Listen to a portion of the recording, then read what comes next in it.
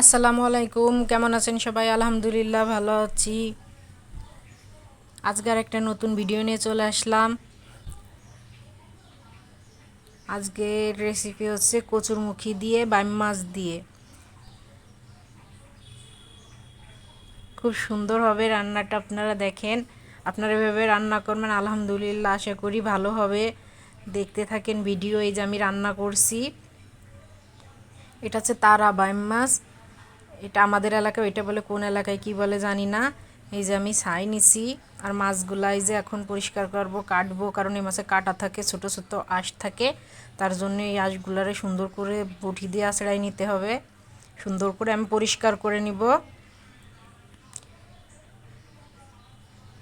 এমনভাবে আঁচড়াচ্ছে পেটের নাড়িও বেড়ে গেছে, অনেক মানে করতে হয়, আঁচড়াতে হয়, না হলে এটা বেশি ঘষা লাগে। আর আঁচড়ালে আঁশটা উঠে যায়, যেহেতু ছোট ছোট আঁশ, বটি দিয়ে আঁচড়ালেই ভালো হয়। তারপরে আমি এটা সুন্দর করে পরিষ্কার করে নিব।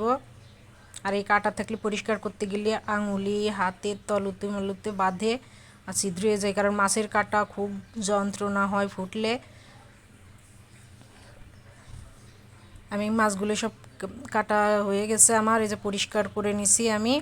অনেক সুন্দর আসছে মাশাল্লাহ, অনেক সুন্দর পরিষ্কার রয়েছে। আর আমি এই যে রান্না করবো, যে পেঁয়াজ কুচি, রসুন আর হচ্ছে মরিচ আর জিরে দিব, আর ধনে গুঁড়ো, হলুদ গুঁড়ো, লবণ, এগুলো তো লাগেই।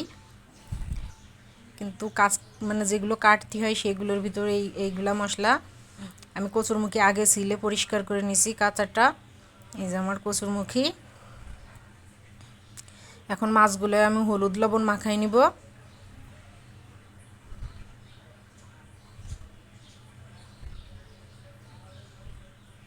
এই মাছগুলো ভাজবো না, আমি তেলের ভিতর দিয়ে কষাই করব। যেমন কড়াইতে তেল দিয়ে দিছি, তেলটা গরম হয়ে গেলে আমি মাছটা দিব।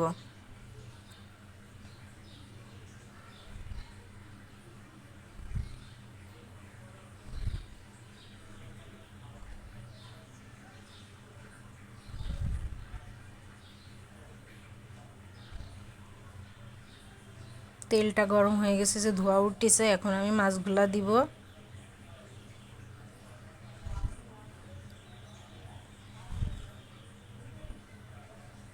এর ভিতরে আমি কয়েকটা চিংড়ি মাছও দিব বড়টা, যাতে মানে যে এই মাছটা না খাবে সে চিংড়ি মাছটা খাবে। চিংড়ি মাছ দিলেও কচুরমুখী দিয়ে রান্না করলেও ভালো লাগে।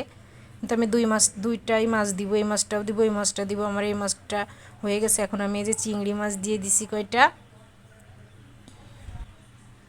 চিংড়ি মাছ ভাজি করা হয়ে গেলে আমি রসুন পেঁয়াজ এটা সুন্দর করে লাল লাল করে ভেজে নেব।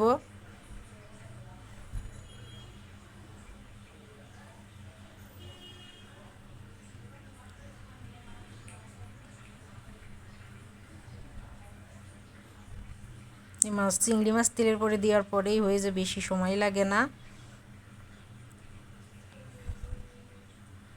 এখন আমি এই যে পেঁয়াজ রসুন এটা সুন্দর করে ভাজবো।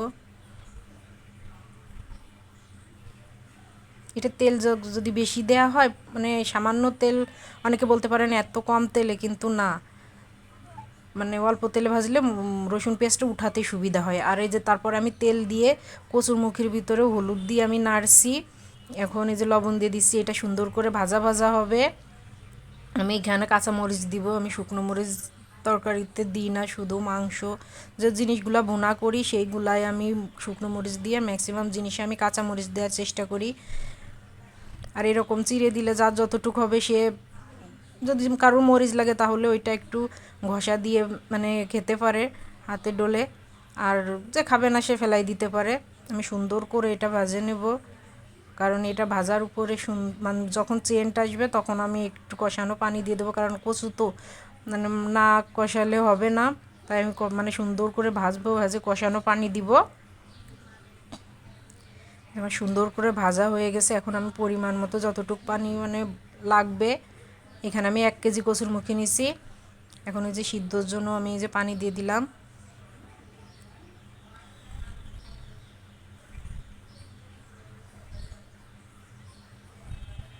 এই যে আমারটা কষানো হয়ে গেছে। এখন আমি এই যে জিরে আর ধনে ভাজা যেগুলো ছিল সেইটা দিয়ে, আর রসুন পেঁয়াজ ওইগুলো আমি একসঙ্গে বাটছি। এখন ওই মশলাটা আমি ওর ভিতরে দিয়ে দিব, দিয়ে এটা সুন্দর করে মিশাই নিব।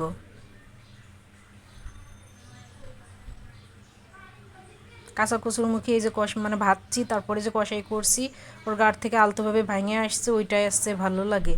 কিন্তু সিদ্ধ কচুরমুখী আমার ওইটা ভালো লাগে না, কারণ ওর ভিতরে সিদ্ধ গন্ধটাই থাকে। কারণ তখন শুধু শুধু পানি দিয়ে সিদ্ধ করা হয়। আর যদি এরকম কাঁচাটা ভাজার পরে কষাই করা হয় তাহলে আরও সুন্দর হয়। এই যে এখন আমি চিংড়ি আসে বাইম মাছগুলো দিয়ে দিব।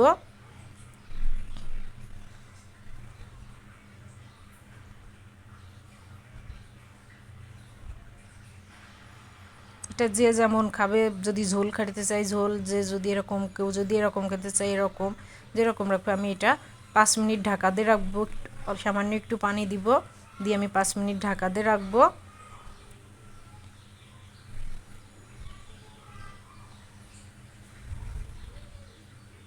কারণ কচুরমুখিতে একটু ঝোল রাখার পরে এরকম টেনে যাবে। আল্লাহ হাফেজ।